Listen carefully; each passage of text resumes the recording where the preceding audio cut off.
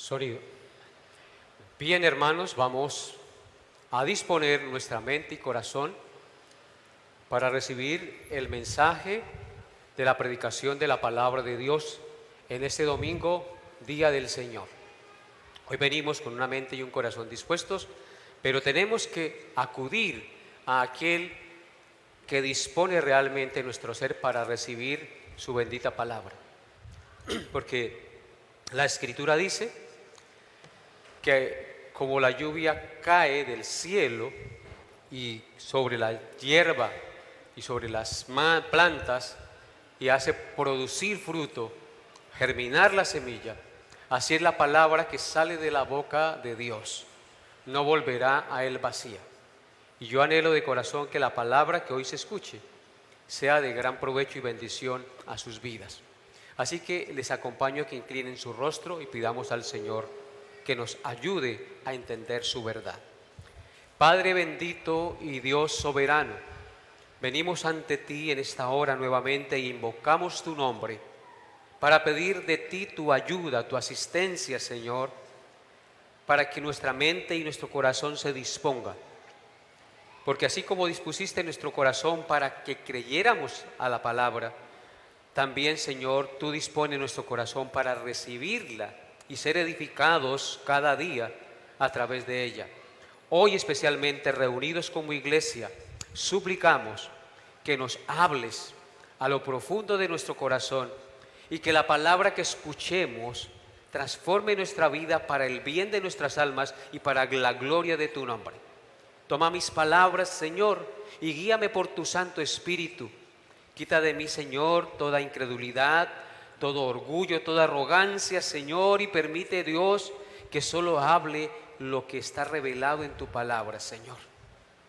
Dispón cada mente, cada corazón aquí reunidos y de los que escuchan este mensaje donde quiera estén, sean edificados y confrontados con la gloriosa palabra de Dios que quebranta la piedra, porque ya es como un martillo que nos hace entender y quebranta nuestro corazón para poder ser transformados a la imagen y a la semejanza de tu Santo Hijo Jesús. Amén. Bien, abran sus Biblias en el Salmo 51, por favor. Salmo 51.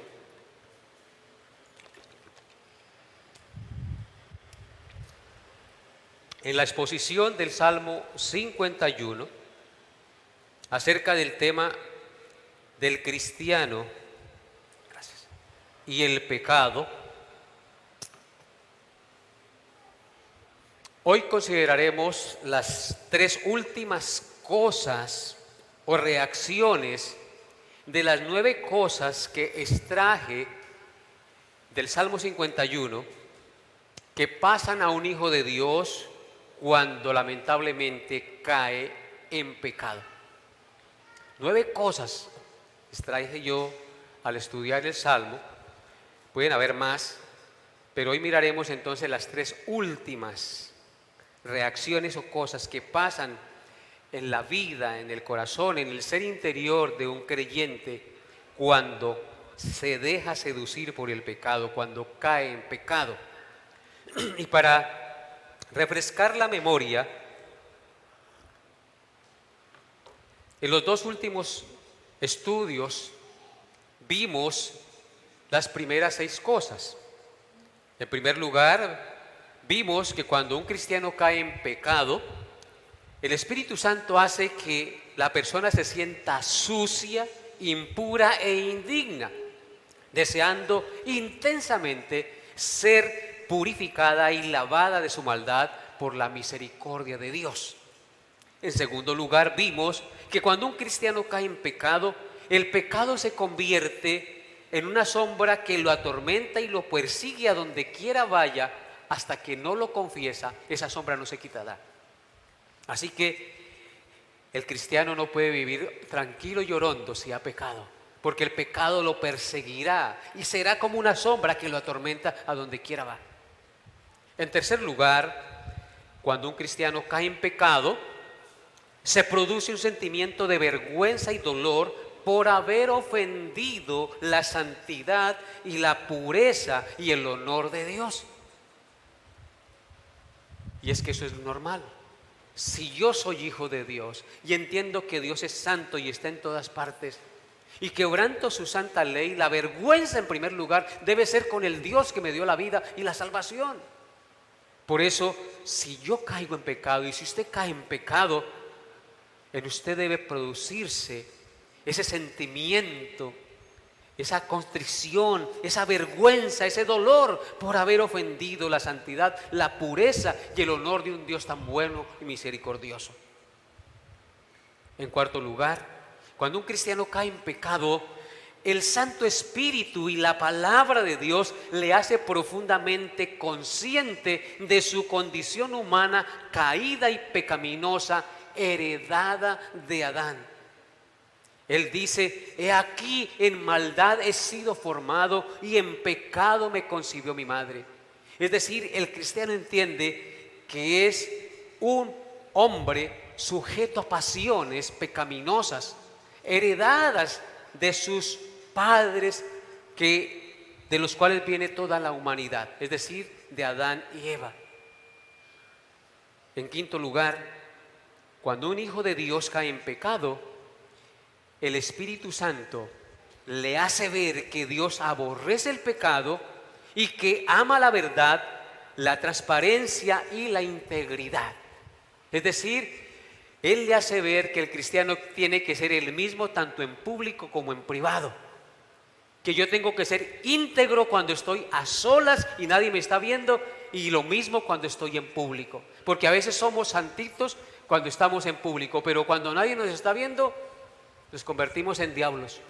Así que, hermanos, si tú eres un verdadero hijo de Dios, estando en lo secreto, es donde se va a probar realmente lo que eres tú como hijo de Dios. Te abstendrás de hacer un clip para mirar pornografía o para hacer cosas inmorales, porque recuerde que los ojos de Dios lo están viendo. Y el pecado no se puede esconder por más que usted trate de hacerlo. Tarde o temprano saldrá a la luz y su pecado lo alcanzará. Es decir, Dios ama la transparencia, la integridad, aborrece la hipocresía. Y en sexto lugar, cuando un cristiano cae en pecado y no lo confiesa, pierde la vitalidad física. Sus huesos son abatidos, se enferma, le da sordera espiritual, se convierte su verdor en sequedades de verano. Porque el pecado enferma, hermanos, le hace perder la paz. El estrés no lo deja estar tranquilo, por más orondo que ande. Si usted es un hijo de Dios, usted perderá la paz, usted perderá su vigor físico y espiritual. Por eso el salmista dijo: hazme oír gozo y alegría, y se recrearán los huesos que has abatido. Mientras callé,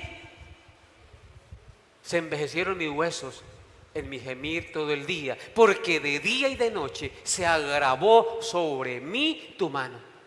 Se volvió mi verdor en sequedades de verano, porque el pecado enferma, hermanos, tanto espiritualmente como físicamente. Se le alborota la artritis, la azúcar, la psoriasis, hermanos, por el pecado.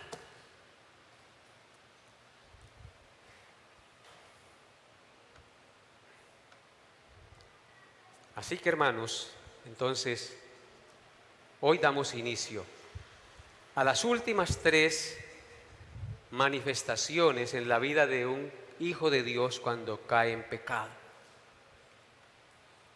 Empezamos mirando la séptima cosa o reacción que sucede a un hijo de Dios cuando cae en pecado. En séptimo lugar, cuando un cristiano cae en pecado, el Espíritu Santo hace que se produzca un convencimiento de que solo Dios puede restaurar su mente y su corazón manchado por el pecado. Vuelvo y repito.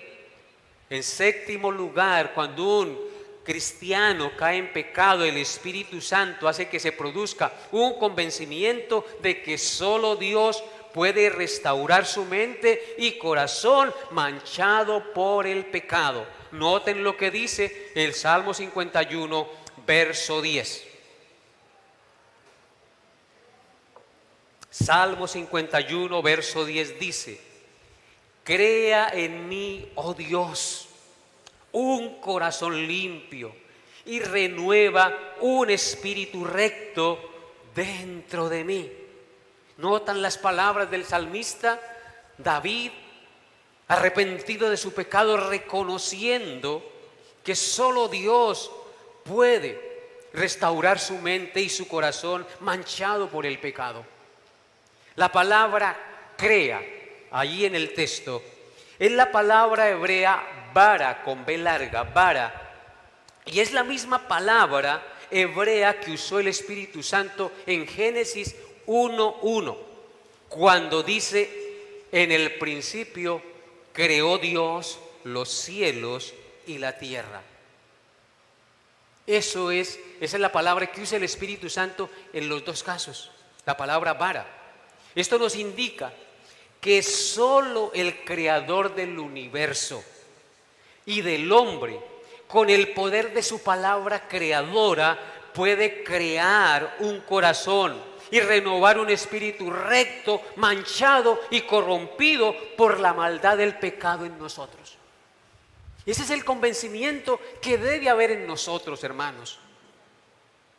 Solo el creador del universo, en su misericordia y con su poder, puede revertir los terribles daños que produce el pecado en el espíritu del hombre que se deja seducir por el engaño del pecado. Porque el pecado es engañoso y seductor y nos atrae y nos daña profundamente, hermanos, aún siendo cristianos. La purificación espiritual debe ir hasta el corazón, debe ser de dentro hacia afuera. Y este trabajo solo lo puede hacer Dios, nuestro Creador. No podemos obviar los efectos del pecado y esperar que desaparezcan como si nada hubiera pasado, porque muchos pecan y creen que eso no, ya Dios se olvidó de eso y que no pasó nada. A mí más bien me da la impresión que una persona que sienta eso es porque tal vez no tenga el Espíritu Santo de Dios.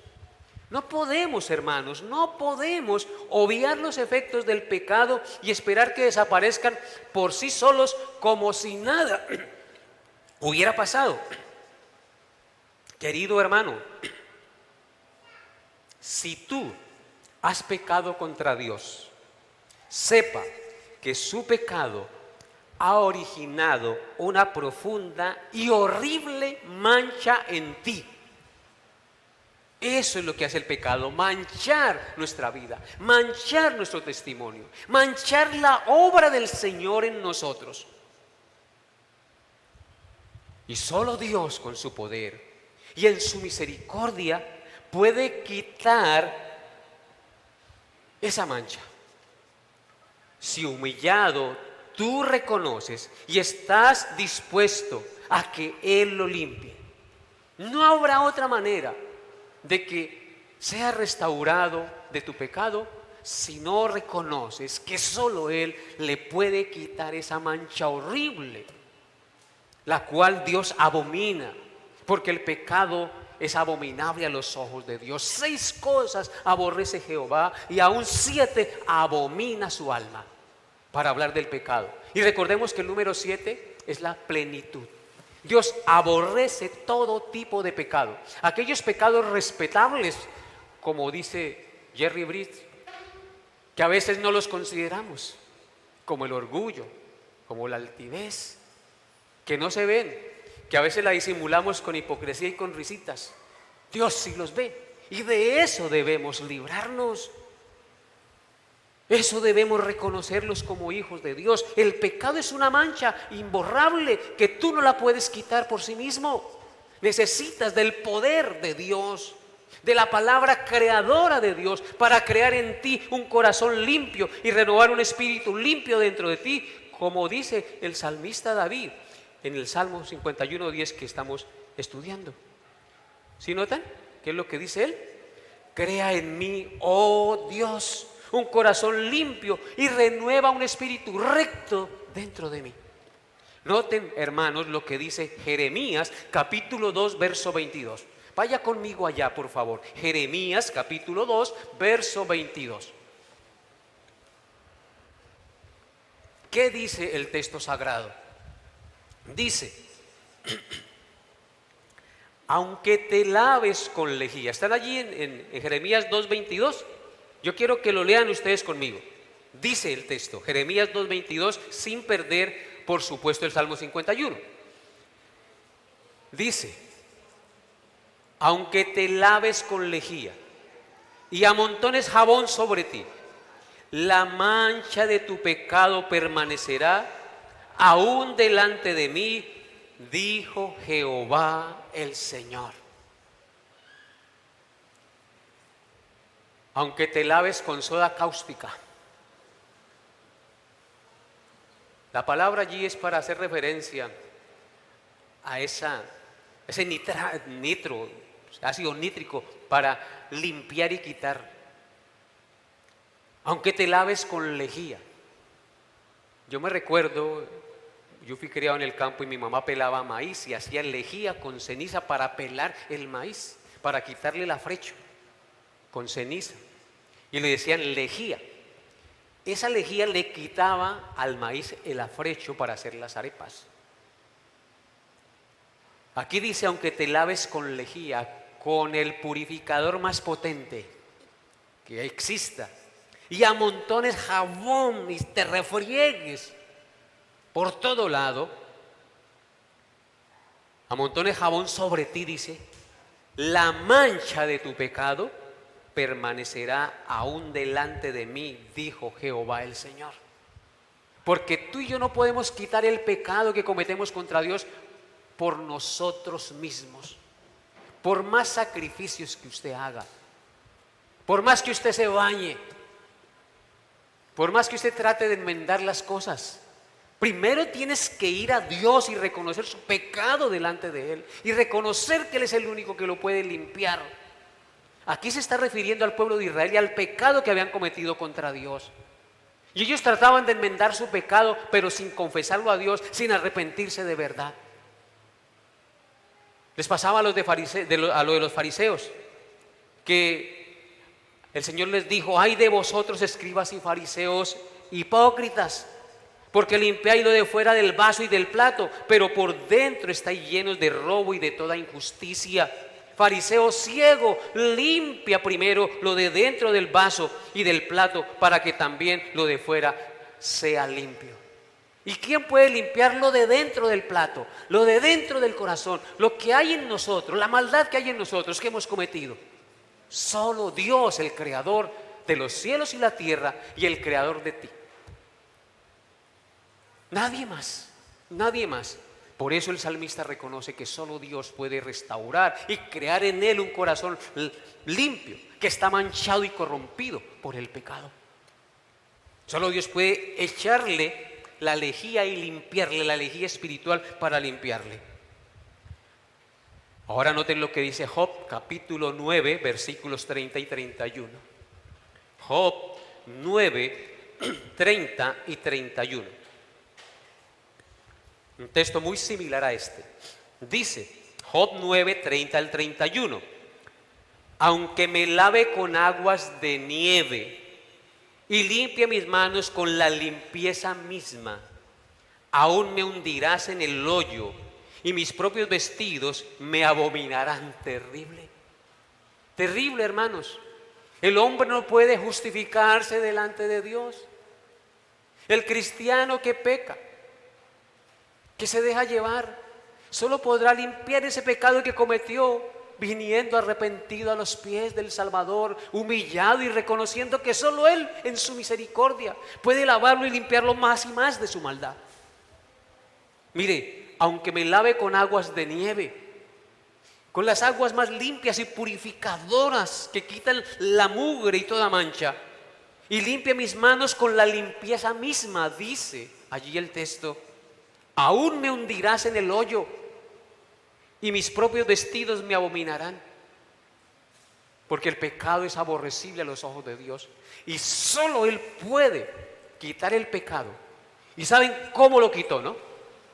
Enviando a su Hijo a la cruz para que tú y yo pudiéramos tener vida y perdón de pecados. Por eso es que es tan grave pecar nosotros contra el Señor, porque aún siendo pecadores, Cristo murió por nosotros, y siendo ya salvos, entonces seguimos en las mismas. No, hermanos, esto no puede ser así. Nuestra vida tiene que dar un giro de 180 grados, no de 360, porque vuelves a quedar en lo mismo. 180 grados. Darle la espalda al pecado y ponernos de frente a Dios. Hasta los propios vestidos nos abominan, dice ahí. Hermanos, el pecado es algo grave y solamente podremos dimensionar la maldad, lo pecaminoso del pecado, cuando consideramos la Escritura, cuando consideramos la ley de Dios y la santidad y la grandeza y la majestad de Dios. De lo contrario, entonces nos parecerá todo normal, como lo está viendo el mundo hoy. Que un par de hombres se besen y se casen, eso es normal, eso es libertad, eso es aceptación, eso es amor. ¿Cómo no? Eso es lo que hace el pecado, enceguecer y endurecer el corazón de la humanidad. Pero nosotros no somos de ellos, nosotros somos los hijos de Dios, que nos ha dado un corazón nuevo, sensible y que puede ver lo que es correcto y lo que es incorrecto, que puede discernir entre lo justo y lo injusto, entre lo bueno y lo malo, entre lo dulce y lo amargo, porque tenemos el Santo Espíritu de Dios. Aunque nos maten y nos persigan, no comulgamos con la maldad. Y así debe ser nuestra convicción diaria en nuestra vida como hijos de Dios. ¿O no es así? Ezequiel capítulo 36, 25 y 27. Ezequiel 36, 25 al 27. Dice la palabra de Dios. Ezequiel 36, 25 al 27. Esparciré sobre vosotros agua limpia y seréis limpiados de todas vuestras inmundicias y de todos vuestros ídolos os limpiaré. Os daré corazón nuevo y pondré espíritu nuevo dentro de vosotros y quitaré de vuestra carne el corazón de piedra y os daré un corazón de carne y pondré dentro de vosotros mi espíritu y haré que andéis en mis estatutos y guardéis mis preceptos y los pongáis por obra. Amén. ¿Qué pasaje este? Que nos ratifica la convicción que tuvo el salmista, hermanos. Solo el Señor puede ¿qué? Limpiarnos, restaurar nuestro corazón por el pecado. Y aquí se está refiriendo a la nación de Israel, al pueblo de Dios que había pecado gravemente contra él. Dice: esparciré sobre vosotros agua limpia y seréis limpiados de todas vuestras inmundicias y de todos vuestros ídolos os limpiaré. El agua en la Biblia simboliza la palabra de Dios y el Espíritu Santo de Dios. La palabra que nos ha hablado el Señor. Santifícalos en tu verdad. Tu palabra es verdad, dijo el Señor. La palabra es la que nos limpia porque nos hace entender nuestro pecado y nos lleva a los pies del Salvador que derramó su sangre por nosotros. Y seréis limpiados de todas vuestras inmundicias con el agua limpia de la palabra y el poder del Espíritu Santo de Dios obrando en nosotros. Y de todos vuestros ídolos os limpiaré. En nosotros hay muchos ídolos. Juan Calvino dijo con gran acierto que el corazón del hombre es una fábrica de ídolos. Y eso es verdad. Y ahorita tenemos muchos ídolos, sobre todo en la política. Este sí nos va a sacar. Sobre todo los jóvenes están confiando en un ídolo que se está presentando como un Mesías. Hermanos, Él no nos va a sacar de nada. El único que nos saca, nos limpia y pone nuestros pies sobre peña, Jesucristo. En Él debemos confiar, en Él debemos creer, a Él debemos seguir, a Él debemos adorar y serle fieles hasta la muerte, hermanos, como Él fue fiel con nosotros hasta la muerte. Pero eso solo se podrá si el Santo Espíritu está en nosotros y la palabra de Dios nos limpia, hermanos. Luego dice, os daré corazón nuevo y pondré espíritu nuevo dentro de vosotros. Y quitaré de vuestra carne el corazón de piedra y os daré un corazón de carne. Y luego dice, y pondré dentro de vosotros mi espíritu y haré que andéis en mis estatutos y que guardéis mis preceptos y los pongáis por obra. ¿De quién es la obra en todas esas cosas? De Dios. Noten los verbos. Esparciré, seréis limpiados de vuestras inmundicias y de todos vuestros ídolos. Os daré, pondré espíritu nuevo, quitaré,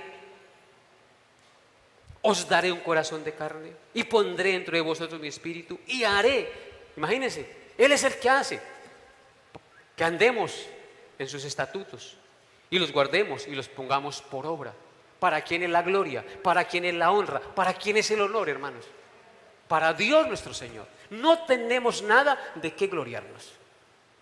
Y ese debe ser siempre nuestro pensamiento. El evangelio antropocéntrico exalta al hombre y hace ver que el hombre es el que está empoderado y que es el que hace y que es el que recibe. Realmente, no, hermanos.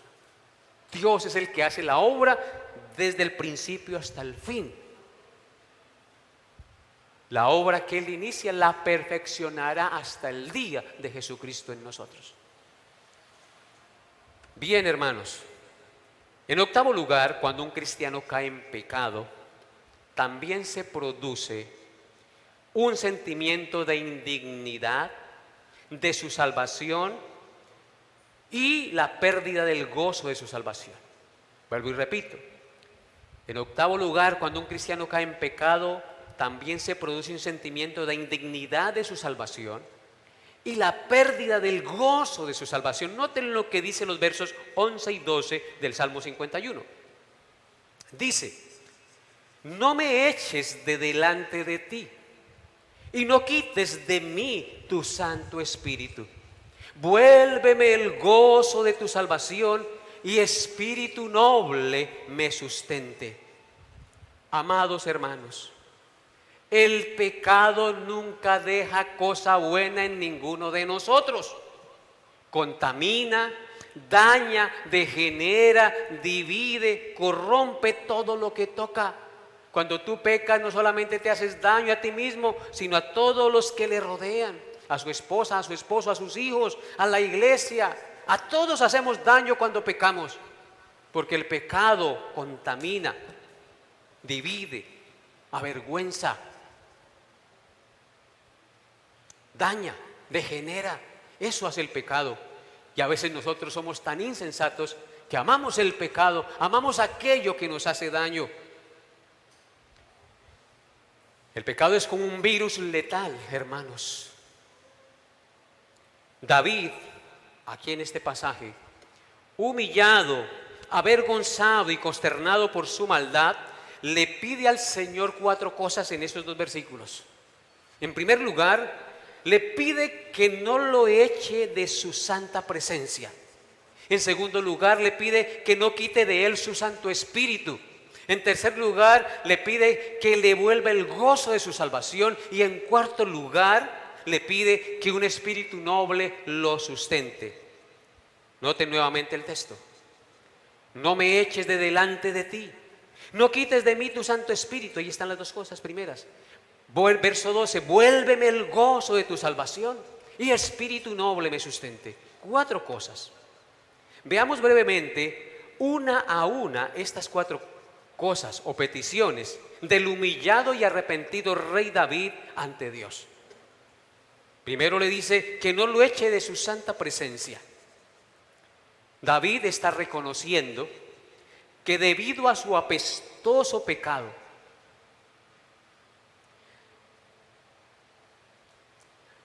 a su putrefacta maldad, es merecedor de ser expulsado por Dios para siempre de su santa presencia. Él está reconociendo eso, que debido a esa putrefacción de su maldad, de su pecado, Él es merecedor de ser expulsado de la santa y gloriosa presencia de Dios. En realidad el pecado hace que solo merezcamos ser separados de Dios, hermanos. Eso es lo que hace el pecado. El pecado siempre separa, siempre divide.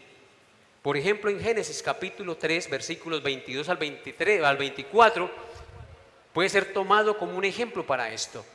Génesis 3, 23 al 24, sin perder el Salmo 51, dice: y lo sacó Jehová del huerto del Edén para que labrase la tierra de que fue tomado. Echó pues fuera al hombre y puso al oriente del huerto de Edén querubines y una espada encendida que se revolvía por todos lados para guardar el camino al árbol de la vida. Hermanos, estas dos palabras, la primera en el verso 23, y lo sacó Jehová del huerto, ¿a quién? A Adán y a Eva. El versículo 24, echó pues fuera al hombre, y luego puso querubines para que el hombre no pudiera volver por sí mismo a la presencia de Dios y comer del árbol de la vida. Hermanos, la idea ahí es que Dios cogió a Adán como coger un ladrón de la cuello y lo sacó del huerto. ¿Por qué lo sacó? ¿Por qué lo apartó de él? Por su pecado. Por su pecado. ¿Qué está reconociendo David aquí? ¿Qué dice? No me eches de delante de ti, porque él sabe que el pecado es aborrecible a los ojos de Dios. No me eches delante de ti. Sabe que su maldad ha sido tan grande que lo único que él merece es ser expulsado de la santa presencia de Dios. En segundo lugar, el humillado y arrepentido rey David le pide a Dios que no quite de él su Santo Espíritu. David sabe que él es un hijo de Dios. Sabe que Dios lo había ungido con su Santo Espíritu para que fuera rey. Sabe que el Santo Espíritu habita dentro de él como habita dentro de todo verdadero creyente. Yo no comulgo con la idea de que los santos en el Antiguo Testamento solamente el Espíritu Santo venía sobre ellos. El Santo Espíritu habitaba dentro del creyente verdadero. Sin embargo, su pecado lo lleva a sentirse tan inseguro, tan miserable y tan indigno de su salvación, porque él sabe que él es salvo, que reconoce que si Dios en su soberanía quiere quitarle el Santo Espíritu, lo puede hacer. En consecuencia, le suplica al Señor que no quite su Santo Espíritu de él, porque si eso llegara a suceder, quedaría en condenación eterna, quedaría bajo el príncipe de la potestad del aire. Por eso clama al Señor que no le quite su Santo Espíritu. Hermanos, yo quiero que miremos Hebreos capítulo 10, versículos 26 al 29. Hebreos 10, 26 al 29. En nosotros debe producirse ese temor, esa santa reverencia, hermanos. Dice Hebreos 10, 26 al 29. Dice: porque si pecaremos, ¿están allí? Porque si pecaremos voluntariamente, después de haber recibido el conocimiento de la verdad, ya no queda más sacrificio por los pecados, sino una horrenda expectación de juicio y de hervor de fuego que ha de devorar a los adversarios. El que viola la ley de Moisés por el testimonio de 2 o 3 testigos muere irremisiblemente. ¿Cuánto mayor castigo pensáis que merece el que pisoteare al Hijo de Dios y tuviere por inmunda la sangre del pacto, en la cual fue santificado, e hiciere afrenta al Espíritu de gracia? ¿Qué pasaje es este, hermanos?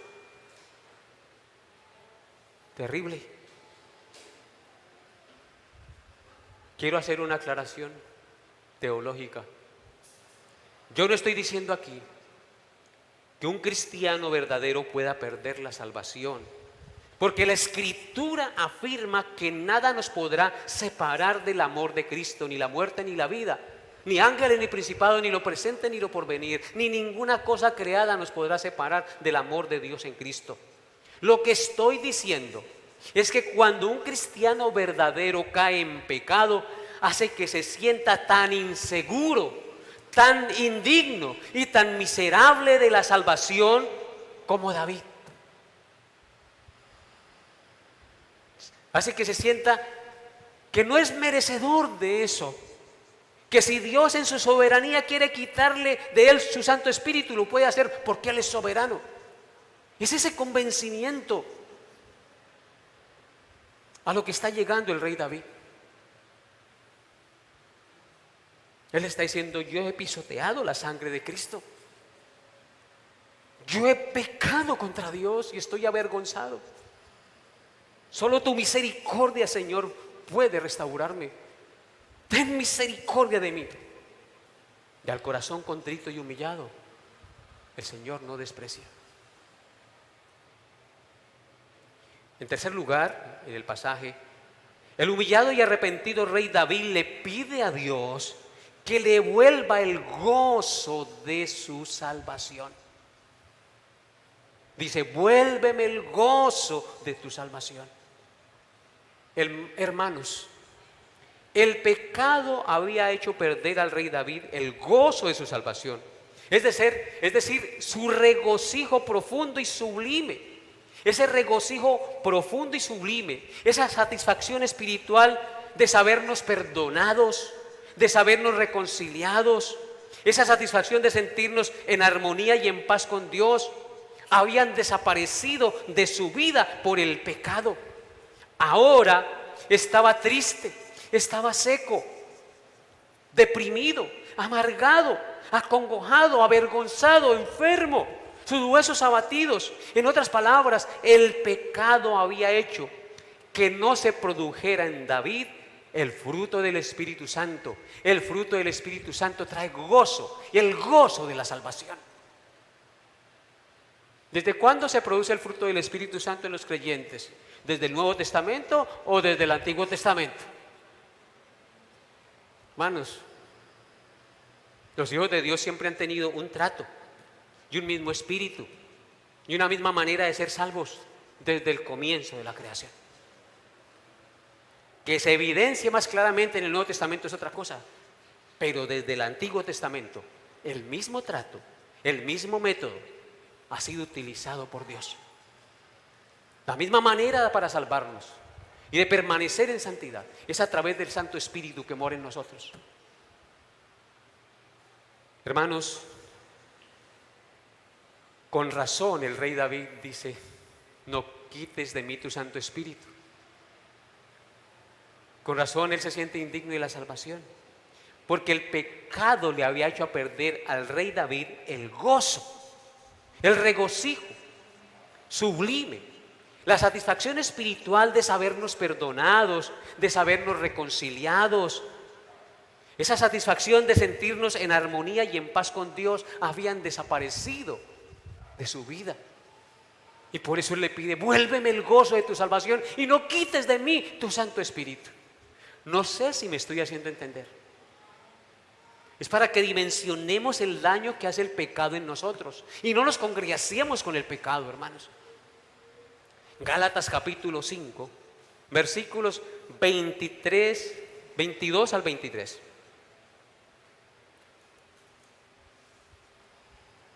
Mas el fruto del Espíritu es amor, gozo, paz, paciencia, benignidad, bondad, fe, mansedumbre. 9 manifestaciones del fruto del Espíritu. Si se produce una, tienen que producirse todas. Así como cuando yo violo un punto de la ley, los violo todos. Así, si se produce en mí una manifestación del fruto del Espíritu, deben producirse todas, a mayor o a menor escala, pero deben producirse. Mas el fruto del Espíritu, si yo tengo el Espíritu Santo y no lo he entristecido ni apagado por el pecado, el fruto del Espíritu en mí se manifiesta. Amor, gozo. ¿Qué había perdido el rey David? El gozo de su salvación. ¿Notan? ¿Por qué había perdido el gozo de su salvación? Porque había contristado, apagado el Espíritu Santo en él por su pecado. Y por eso se sentía tan inseguro, tan indigno de ser salvo. Además de eso, el diablo le alimenta a uno esa idea. Usted que va a ser hijo de Dios, mire lo que hizo. ¿Sí o no? Eso es lo que hace el diablo con uno. Lo incita a pecar y después de que lo mete en la grande, lo acusa. Hermanos, que esto nos quede a nosotros grabado en nuestra mente y en nuestro corazón, para que vivamos conforme a la voluntad del Señor, porque el pecado nunca dejará buenas cosas. Siempre producirá un fruto amargo, desagradable, que daña nuestra vida, la vida de los que nos rodean y sobre todo nuestra relación y comunión con el Dios vivo, santo y verdadero. Después del gozo viene la paz. ¿Qué había perdido David? La paz. Ya no estaba en paz con Dios por el pecado, porque ¿qué es lo que hace el pecado? Separarnos de Dios. Hace división entre nosotros y Dios.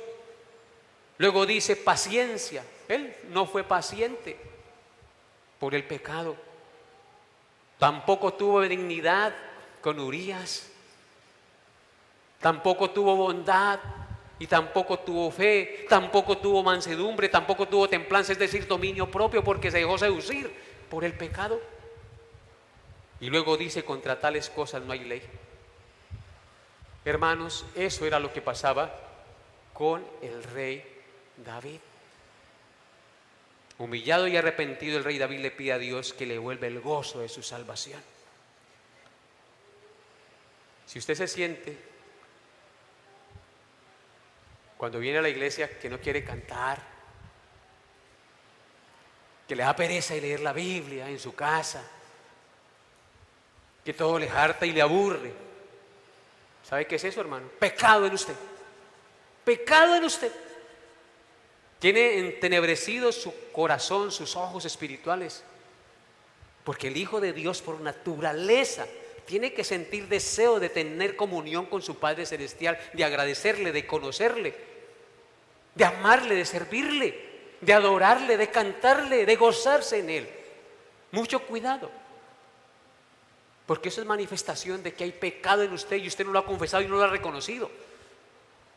Porque ama más el internet, ama más las redes sociales, ama más cualquier otra cosa, las modas y los cortes todos raros, y quiere estar a la par con los muchachos del mundo que no aman a Dios, sino que van en contra de los principios de Dios y a ellos quiere parecerse. ¿No le parece una insensatez, jovencita que me escucha?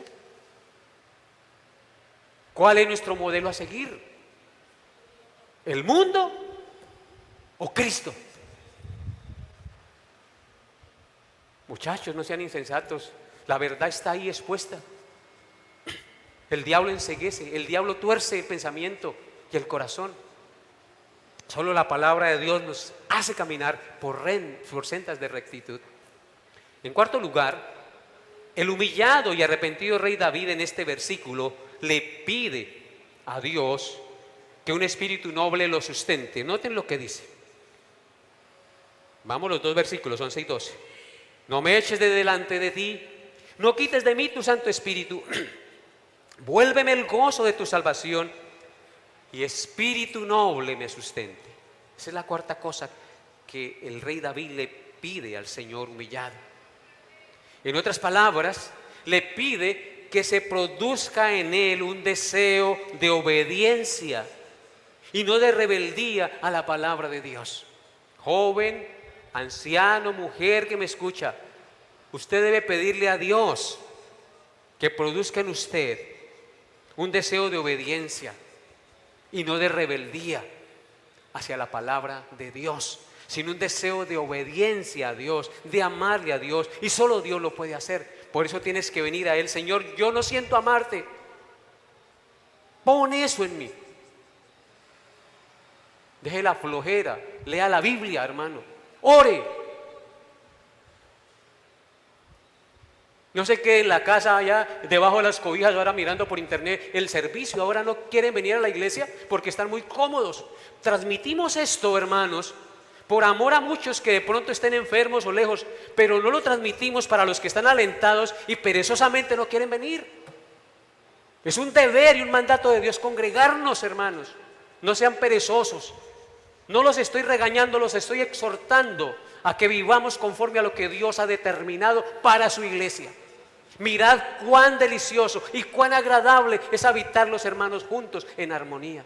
No es lo mismo estar en su casa que estar en la iglesia del Señor. Damos gracias a Dios por los medios de comunicación que nos permiten transmitir el mensaje, pero eso no puede ser excusa para que usted no se congregue y no venga a la iglesia a adorar al Señor. Qué cómodos somos, ¿no? Somos muy cómodos, pero el Señor hoy les dice que debe usted dejar eso y obedecer, porque está primero obedecer a Dios antes que a las inclinaciones y a mi pereza, a los deseos perversos de mi corazón. Hermanos, solo Dios con su Espíritu puede hacer que nuestro espíritu se disponga a obedecer sus santos preceptos. Necesitamos ser conscientes de la necesidad de ser sustentados por Dios en nuestro espíritu cada día. Si tú no eres consciente que necesitas del sustento, de la fuerza de Dios, de la necesidad de Dios, así como tú necesitas comer y respirar oxígeno cada día para poder vivir, si tú no eres consciente de la necesidad de Dios, pues por eso es que andas como andas y te desvías por donde estás desviado. Noten lo que dice el Salmo 119, versículo 116. Salmo 119, versículo 116.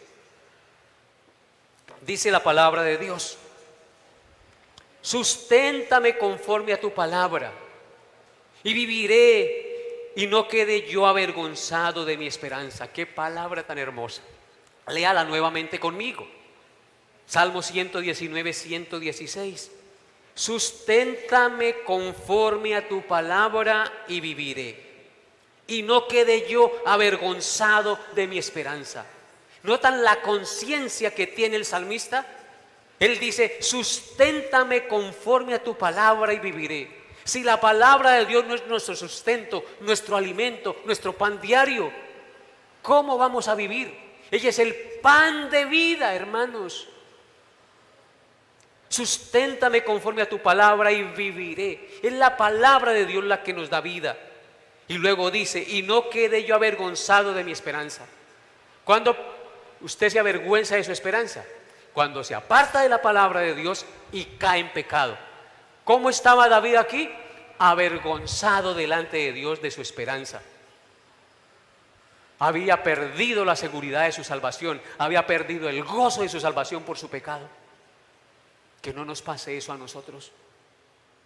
En noveno y último lugar, cuando un cristiano cae en pecado, hace que nuestros labios enmudezcan y no proclamen a Dios a los pecadores, ni que tampoco lo alaben.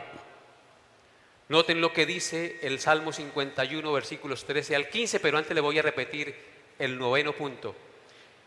Cuando un cristiano cae en pecado, hace que nuestros labios, el pecado por supuesto, enmudezcan y no proclamen a Dios a los pecadores, ni que tampoco alaben al Señor. Los versículos 13 al 15 del Salmo 51 dicen: entonces enseñaré a los transgresores tus caminos, y los pecadores se convertirán a ti. Líbrame de homicidios, oh Dios, Dios de mi salvación. Cantará mi lengua tu justicia. Señor, abre mis labios, y publicará mi boca tu alabanza. Amén. Vemos que el rey David, hermanos, por su pecado había dejado de enseñar a los pecadores el camino de la verdad para que se convirtieran al Señor. Él no solamente había cometido adulterio con Betsabé, sino que había sido el autor intelectual del asesinato de Urías Eteo. En consecuencia, ¿con qué cara? Escúchenlo bien. ¿Con qué cara iba a cantar alabanzas a Dios? ¿Y con qué cara iba a anunciar a los pecadores el camino? Si él mismo estaba en pecado, no tenía ninguna autoridad moral para hacerlo. Amados hermanos, el pecado cometido y no confesado hace que perdamos autoridad moral y espiritual. Esa es la verdad. Si yo estoy en pecado, si no estoy viviendo la palabra de Dios, ¿con qué autoridad proclamo la salvación y la justicia de Dios a los pecadores? Si ustedes me ven tomando cerveza y jugándosela a mi mujer y yo aquí parado en el púlpito predicando, ¿me creerían? Obvio que no. Hay que ser consecuente entre lo que hablamos y practicamos. Entonces, si yo estoy en pecado, ¿con qué autoridad proclamo la salvación y la justicia de Dios a los pecadores? Con ninguna, por supuesto. Si yo no vivo la palabra de Dios como padre, como esposo, como hijo, no tengo autoridad moral para corregir y enseñar a mi familia. Esa es una verdad que está ahí expuesta. Si no vivimos la palabra de Dios, ¿con qué corazón cantamos alabanzas y adoramos al Señor? Con ninguna autoridad. Así que hoy examínese. ¿Con qué corazón canta usted a Dios? Tiene su guardadito y viene aquí. Me rompió mis cadenas, me dio vida nueva. Pero si estás atado al pecado, ¿esa alabanza será agradable a Dios? Por supuesto que no. Es por eso que nosotros hacemos un autoexamen antes de cantar. Y usted debe hacer un autoexamen cada día de su vida. Reconocer sus faltas y mantenerse en la brecha, en el camino que Dios nos trazó para vivir conforme a la voluntad del Santo de Israel. Segunda de Timoteo capítulo 2 verso 19. Rápidamente, hermanos. Segunda de Timoteo 2, 19. Dice: pero el fundamento de Dios está firme, teniendo este sello: conoce al Señor a los que son suyos, y apártese de iniquidad todo aquel que invoca el nombre de Cristo. Este es un pasaje tremendo. Segunda de Timoteo 2:10. Pero el fundamento de Dios está firme. ¿Quién es el fundamento de Dios? Cristo, ¿cierto? Y está firme. Y tiene este sello: conoce el Señor a los que son suyos. Dios sabe quiénes son los suyos. Sabe quién es un hipócrita y sabe quién es un falso. Conoce el Señor a los que son suyos. Y como conoce el Señor y tú eres consciente, si eres hijo de Dios y eres consciente que es del Señor, ¿qué debe hacer? Apártese de iniquidad todo aquel que invoca el nombre de Cristo. Si estás en pecado, si has caído en pecado, ¿qué debes hacer, hijo de Dios? Apartarse del pecado. Porque el Señor conoce a los que son suyos, y los que son suyos se arrepienten y vienen humillados a los pies del Señor, pidiendo su limpieza y la transformación y que le quite esa mancha del pecado. Mateo 15:8. Mateo 15:8 dice, es un texto muy conocido, no lo busquen. Dice: este pueblo de labios me honra, mas su corazón está lejos de mí. ¿Así eres tú? Yo no espero que ustedes sean así, que sea un pueblo transparente, íntegro delante de Dios, que no sea un pueblo que honra al Señor de labios, pero que su corazón está lejos de Él. Salmo 37:28. Salmo 37, 28 dice: porque Jehová ama la rectitud y no desampara a sus santos, para siempre serán guardados, mas la descendencia de los impíos será destruida. Ese texto tiene mucho que estudiarle, pero lo que quiero que noten es ahí que Jehová ama ¿qué? La rectitud, la transparencia, la integridad de sus hijos, y no desampara a sus santos. Él no te dejará ser tentado más allá de lo que tú puedas resistir. Para siempre serán guardados los hijos de Dios. Pero ¿qué sucede con los impíos? Los que se niegan a arrepentirse y a reconocer, serán destruidos.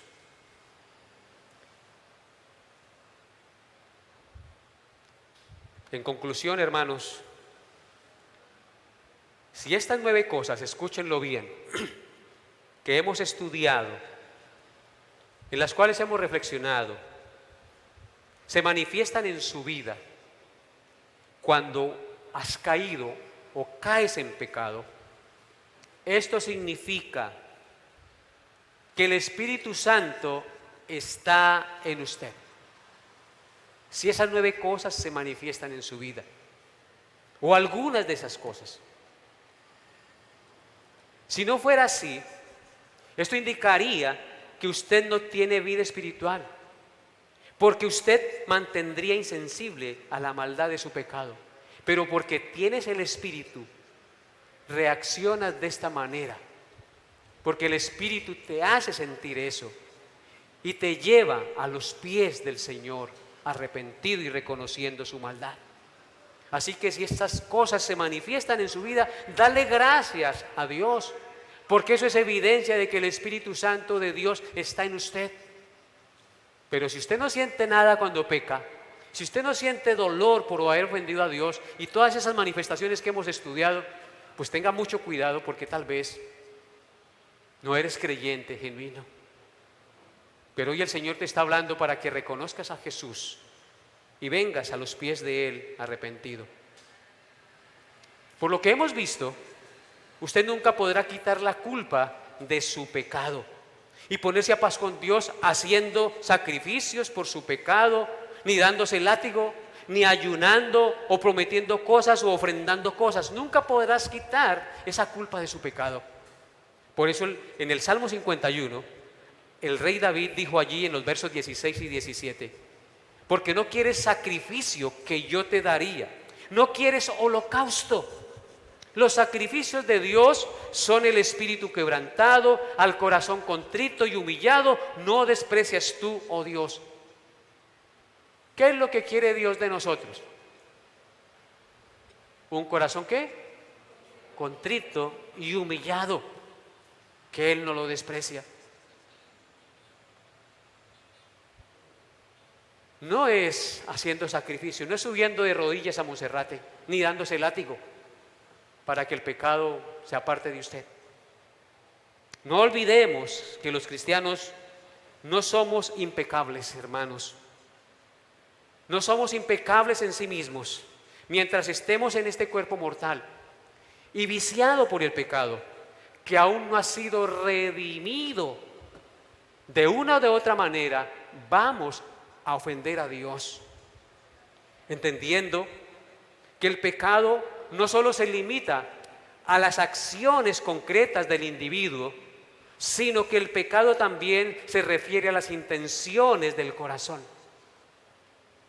Aunque el verdadero cristiano nunca será esclavo del pecado, porque la simiente de Dios permanece en él. Entonces él reacciona, pide perdón, se arrepiente y se humilla delante de Dios. Teniendo en cuenta esto, tú no debes jugar con el pecado. El pecado es engañoso, es atractivo y sutil. El Señor nos dice en su palabra, en Proverbios capítulo 6, y yo con esto termino: no juegues con el pecado. Mira lo que dice la palabra de Dios en Proverbios 6, 26 al 32. Dice, Proverbios 6, 26 al 32: porque a causa de la mujer ramera, el hombre reducido a un bocado de pan. La mujer caza la preciosa alma del varón. ¿Tomará el hombre fuego en su seno sin que sus vestidos ardan? ¿Andará el hombre sobre brasas sin que sus pies se quemen? Así es el que se llega a la mujer de su prójimo. No quedará impune ninguno que la tocare. No tienen en poco al ladrón si hurta para saciar su apetito cuando tiene hambre. Pero si es sorprendido pagará 7 veces.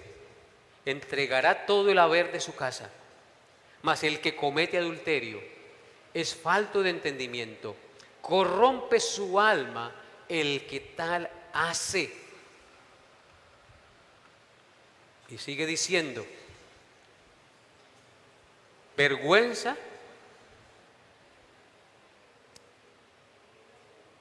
mas el que comete adulterio es falta de entendimiento. Corrompe su alma el que tal hace. Heridas y vergüenza hallará y su afrenta nunca será borrada. Hermanos, hay una cosa que debemos entender. Dios perdona el pecado, pero hay pecados que se cometen que sus consecuencias le quedarán para toda la vida. Así que piénselo antes de dejarse seducir por el pecado, porque hay pecados que sus consecuencias tendrá que cargarlas para toda la vida. Por eso es tan importante tratar estos temas, hermanos, porque a veces miramos la vida cristiana como solamente venía a la iglesia a cantar y yuju, yuju. No, hermanos, somos hijos de Dios, somos la luz del mundo, somos la sal de la tierra y nosotros hemos sido llamados para mostrar las virtudes de aquel que nos llamó de las tinieblas a su luz admirable, que Dios haya hablado a sus corazones, hermanos. Colóquese de pie. Oremos al Señor. Padre, te doy gracias y bendigo tu santo y tu glorioso nombre. Gracias por tu santa palabra que traspasa nuestro corazón, que hace entender el propósito verdadero para el cual fuimos creados, para vivir para tu gloria, para vivir en santidad, haciendo lo que es recto y justo ante tus ojos, Señor. Ayúdanos con tu Santo Espíritu, Señor. No permitas que el pecado se enseñoree de nosotros. De hecho, nunca lo hará, porque hemos sido salvos y tu Santo Espíritu mora en nosotros. No permitas que el pecado que cometamos apague el fuego de tu Santo Espíritu en nosotros y que entristezca el Santo Espíritu que mora en nosotros. Dios, te pedimos perdón y te suplicamos en este lugar hoy que nos des la gracia de vivir para tu gloria cada día, de leer tu palabra, de meditar en ella, de orar y de tener comunión unos con otros, porque la luz de tu verdad es expuesta para el beneficio de nuestras almas. Gloria a ti, Señor. Coloco este día en tus manos, a cada familia, a cada hermano aquí en este lugar, a los que nos ven por la internet. Seas tú tocando sus corazones y ministrando sus vidas con el poder de tu palabra y el poder de tu Santo Espíritu, porque solo tú lo puedes hacer, por eso te lo pido. Al que no te conoce, Señor, toca su corazón y tráelo arrepentido a los pies de la cruz para que reconozca que solo en Jesús hay salvación y perdón de pecados. Te lo pido en el nombre de Jesús con acción de gracias. Amén y amén.